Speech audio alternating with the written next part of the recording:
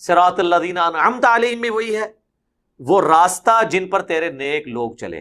یہ لوگ کہتے ہیں جی نیک لوگوں کو پکڑ لو، صراط الذین انعمت علیہم سے یہ نکال رہے ہوتے ہیں، وہ ظالموں اس کا ترجمہ تو پڑھو۔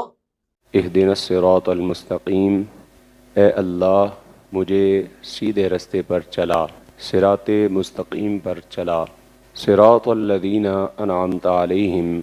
ان لوگوں کا رستہ جن پر تو نے انعام کیا۔ توجہ طلب بات یہ ہے کہ اللہ تبارک و تعالیٰ اس آیہ مبارکہ کے اندر ہمیں یہ حکم فرما رہا ہے کہ یہ دعا مانگو کہ اے اللہ ہمیں سیدھے رستے پر چلا۔ اور سیدھا رستہ کون سا ہے، کس رستے پر چلنے کی دعا مانگنی ہے؟ فرمایا صراط الذین انعمت علیہم،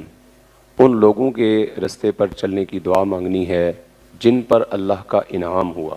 اللہ تبارک و تعالیٰ نے یہ نہیں فرمایا کہ یہ دعا مانگو اے اللہ ہمیں قرآن کے رستے پر چلا، یہ بھی نہیں فرمایا کہ اے اللہ ہمیں حدیث کے رستے پر چلا، بلکہ فرمایا یہ دعا کرو کہ اے اللہ ہمیں انعام یافتہ لوگوں کے رستے پر چلا۔ اللہ تبارک و تعالیٰ نے یہ حکم ارشاد فرمایا کیونکہ اللہ تبارک و تعالیٰ یہ جانتا تھا کہ قرآن مجید فرقان حمید پڑھنا اور اس سے ہدایت حاصل کرنا یہ ہر ایک کے بس میں نہیں ہے۔ ہر بندہ قرآن مجید فرقان حمید سے ہدایت حاصل نہیں کر سکتا، کیونکہ اللہ تعالیٰ نے قرآن مجید فرقان حمید ہی کے اندر ارشاد فرما دیا یضل بہ کثیرا ویہدی بہ کثیرا۔ پہلا پارہ ہے، اللہ تعالیٰ ارشاد فرماتا ہے بہت سارے لوگ اس قرآن کو پڑھ کے گمراہ ہو جاتے ہیں اور بہت سارے لوگ اسی قرآن کو پڑھ کے ہدایت حاصل کر لیتے ہیں، کیونکہ اللہ تبارک و تعالیٰ جانتا تھا کہ لوگ قرآن مجید فرقان حمید سے راہ ہدایت تلاش نہیں کر سکیں گے،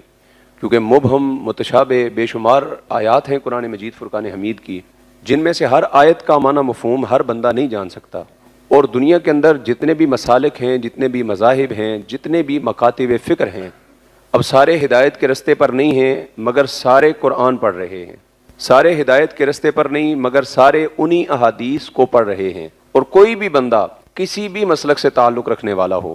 وہ آپ کے سامنے جب بھی کوئی بات ثابت کرے گا تو قرآن اور حدیث ہی سے ثابت کرے گا۔ تو اللہ تبارک و تعالیٰ نے معیار ہدایت قرآن مجید فرقان حمید کو نہیں بنایا، اگرچہ یہ رشد و ہدایت ہی کی کتاب ہے، یہ رشد و ہدایت کا منبع ہے قرآن مجید فرقان حمید اور احادیث مبارکہ کا ذخیرہ، مگر اللہ تبارک و تعالیٰ نے فرمایا اہدنا الصراط المستقیم، یہ دعا نہ مانگو کہ اے اللہ ہمیں قرآن کے رستے پر چلا، حدیث کے رستے پر چلا، بلکہ یہ دعا مانگو اے اللہ ہمیں ہدایت یافتہ لوگوں کے رستے کے اوپر چلا، جو انعام یافتہ لوگ ہیں ان کے رستے پر چلا، کیونکہ قرآن تو ہدایت دینے والا ہے